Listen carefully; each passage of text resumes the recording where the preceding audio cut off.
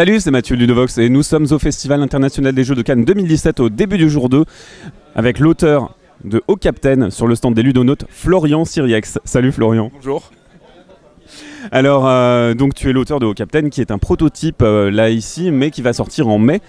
C'est le premier volet d'une gamme que les Ludonautes lancent, Legends of Luma, je dis pas de bêtises je crois. Tout à fait, alors Yann Parvel te dirait c'est une collection, pas une gamme.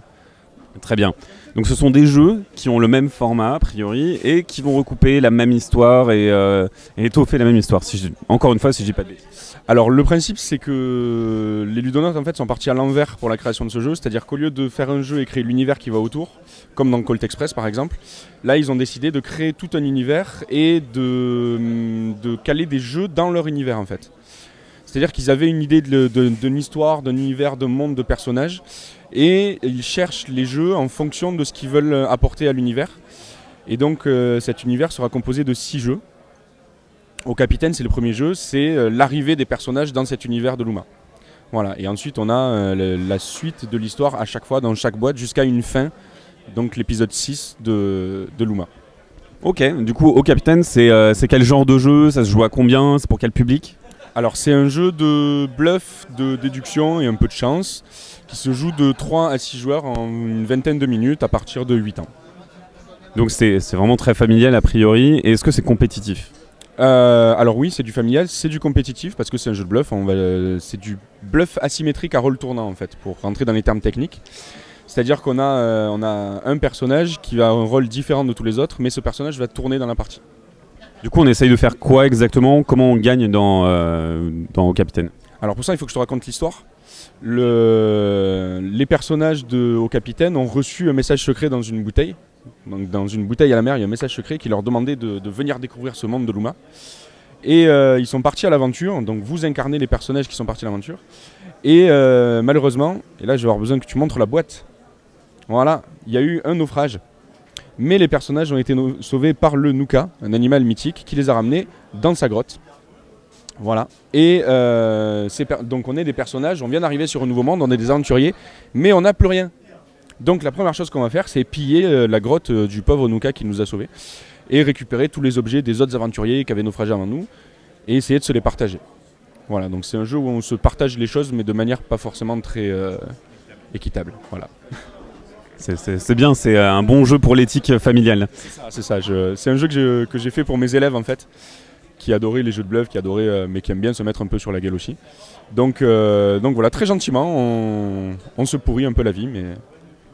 Alors on va gagner comment et quel est le but du jeu exactement? Alors c'est un jeu de cumul de points et de collection en fait. Donc on va prendre des cartes dans la grotte du Nuka qui est ici. On va récupérer à chaque fois une carte et le but ça va être de garder ces cartes et de récupérer, de voler des cartes aux autres joueurs, de voler des pièces aux autres joueurs. Et c'est comme ça qu'on va gagner la partie. Le problème c'est qu'il y a une carte qu'il ne faut surtout pas récupérer, c'est les œufs du Nuka. Parce que c'est le monstre qui nous a sauvés quand même, donc il ne faut pas lui voler ses œufs. Et en plus il fait un peu peur. Ok, du coup, qu'est-ce qu'on fait dans un tour de jeu? Est-ce que c'est simultané? Alors du coup, c'est ce que je te disais, il y a le rôle du capitaine qui est défini, qui a celui qui a la bouteille, etc. Et les autres joueurs, à leur tour, vont piocher chacun leur tour donc une carte. Tu pioches une carte, tu la regardes secrètement, et tu annonces au capitaine, avec la fameuse phrase « Au capitaine, mon capitaine », tu n'es pas obligé de monter sur la table. Et tu lui dis tiens capitaine, j'ai trouvé un magnifique lézard, est-ce que tu le veux? Le capitaine va donc te dire soit oui je te l'achète, dans ce cas là il te donne une pièce et il révèle la carte, soit il va dire non écoute garde-le. Et donc là moi je vais prendre cette carte et je vais dire tiens je vais t'attaquer toi avec ce lézard, le lézard me permet de voler une pièce. Donc je t'attaque face cachée, soit tu vas accepter et dans ce cas là je te vole une pièce, soit tu vas me dire non tu bluffes, dans ce cas là je vais te prouver que j'ai un lézard, je te vole une pièce et tu vas t'excuser. Parce que c'est un jeu que j'ai fait pour mes élèves. Donc tu t'excuses en donnant une pièce à l'autre. Voilà. Si jamais je n'avais pas un lézard, c'est moi qui vais m'excuser en te donnant une pièce. Ok, donc quel type d'effet on peut avoir? Est-ce qu'il n'y a que des armes? Là je vois qu'il y a des pistolets, il y a des trucs qui ne servent à rien. Voilà. Donc ça c'est la carte les nomades qui arrive à la fin en fait. Donc je te l'expliquerai tout à l'heure. On a un grappin qui permet de voler des cartes, le lézard qui vole des pièces, le pistolet qui défausse une carte, la lanterne qui permet de révéler les cartes des adversaires, Parce qu'en fait, chaque carte est un nombre de fois précis, donc tu peux faire des statistiques, un peu essayer de savoir ce qui reste comme carte. Et l'œuf de Nuka qui fait perdre un point. Voilà. Sur ces 3 objets, les points à la fin de la partie, c'est des majorités. C'est-à-dire celui qui a le plus de grappins gagne 4 points, celui qui a le plus de lézards gagne 4 points, celui qui a le plus de pistolets gagne 4 points. Les lanternes font toutes 2 ou 3 points, et les œufs font perdre un point.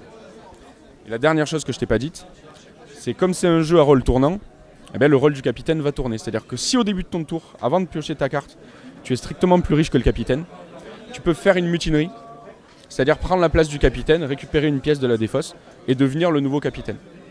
Et c'est là que le rôle va tourner, il ne va pas tourner automatiquement, il ne va pas tourner systématiquement, il va tourner un nombre de fois incontrôlé dans la partie, mais c'est ça qui va faire le sel du jeu, c'est que des fois tu vas devenir capitaine, et des fois tu peux décider de ne pas devenir capitaine en prêtant allégeance à ton capitaine et en lui offrant une pièce.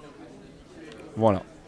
Mais du coup, si tu lui prêtes allégeance, tu peux pas être strictement plus riche que lui, donc voilà. Si tu étais plus riche que lui, tu lui donnes une pièce, donc voilà, tu peux faire ton tour, même si tu es encore plus riche que lui, tu peux faire ton tour et la question se reposera au prochain tour.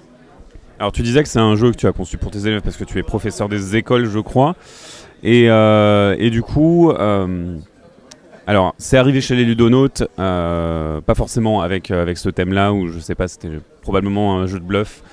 Et l'univers de Luma a été rentré dans Captain. Comment ça s'est passé? Est-ce que tu as apporté des choses à l'univers? Est-ce que tu as apporté des choses à la narration pour les jeux suivants? Raconte-nous un petit peu l'aventure éditoriale qu'il y a eu derrière ce projet, s'il te plaît. Alors, c'était un jeu de pirates, en fait, tout simplement, qui s'appelait Pillage, et que j'ai conçu un petit peu avant Cannes l'année dernière, que j'ai présenté à Cannes et qui a très bien marché. Et en fait, les ludonautes m'ont dit, nous, il nous plaît beaucoup et on a un univers à mettre dessus. Est-ce que ça te dérange pas, par contre, si c'est pas des pirates, si c'est des aventuriers? Donc ils m'ont expliqué l'histoire qu'ils voulaient mettre dessus. J'ai dit, avec grand plaisir, moi cette histoire me plaît, ça m'emballe, donc c'est parti. Moi, ce que j'ai apporté par rapport à ça, c'est vraiment un univers qui est propre aux ludonautes. C'est-à-dire que moi, j'ai pas participé à la création de cet univers. Par contre, j'ai vraiment participé à l'adaptation du jeu dans l'univers, c'est-à-dire que ils m'ont expliqué les caractéristiques des personnages, leur passé, etc. Et c'est à partir de là que les pouvoirs des personnages ont été calés, en fait. C'est-à-dire qu'on a Lys qui est un peu la chef de l'expédition et c'est elle qui va déterminer les égalités en fin de partie. On a, donc qui est ici, on a Ulrich qui est là, qui est le gros bourrin, et du coup lui quand tu fais un test de bluff, lui il faut 2 pièces pour s'excuser parce que sinon il te met une grosse claque dans ta gueule. On a le petit Red qui est le fourbe, s'il est pauvre il va voler des pièces, etc. Donc on a vraiment la personnalité des personnages qui a été calée sur les pouvoirs du jeu en fonction de ça. On avait énormément de pouvoirs et on a pris ceux qui correspondaient un peu aux personnages en plus de correspondre à la mécanique. Du coup, effectivement, il y a cette petite asymétrie dont on n'avait pas parlé avant, donc cette feuille de personnage qui sert d'aide de jeu, j'imagine, et en plus qui donne le pouvoir qui va permettre de se différencier des autres et d'avoir un style de jeu un peu différent et peut-être aussi diversifier les parties suivant les rôles qu'on va jouer à différentes parties. C'est ça, on retrouve dans ça un peu l'effet Colt Express, c'est-à-dire que le but c'est d'avoir vraiment un personnage avec un effet différent. Et là, on va envie de se dire à chaque partie, cette fois je suis pas moi en fait, je suis Ulrich, je suis Nostromo, je suis Moon. Et donc souvent dans les parties en fait, quand on s'attaque, on va pas dire je t'attaque Mathieu, on va dire tiens j'attaque Moon, j'attaque Ulrich, j'attaque Sienna et voilà, on rentre un peu dans cet univers comme on le faisait dans Colt Express où t'es plus toi en fait, t'es un cowboy, t'es dans le train, voilà.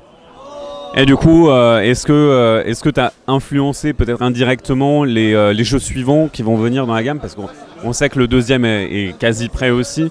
Est-ce que une fois que le travail sur Captain a été fini, ça a influencé les autres jeux de la gamme? Je ne pense pas, non.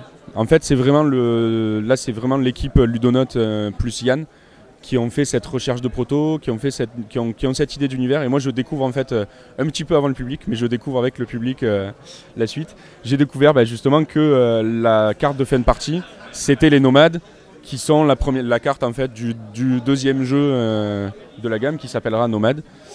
Donc voilà, non, je suis moi aussi dans la surprise en fait, mais c'est assez excitant aussi parce que du coup tu sais pas où va aller ton jeu, tu sais qu'il y a toute une histoire mais tu sais pas exactement ce que c'est et c'est marrant aussi. Merci Florian pour cette présentation de Captain qui sort courant mai a priori, et puis à bientôt sur Ludovox. Ciao.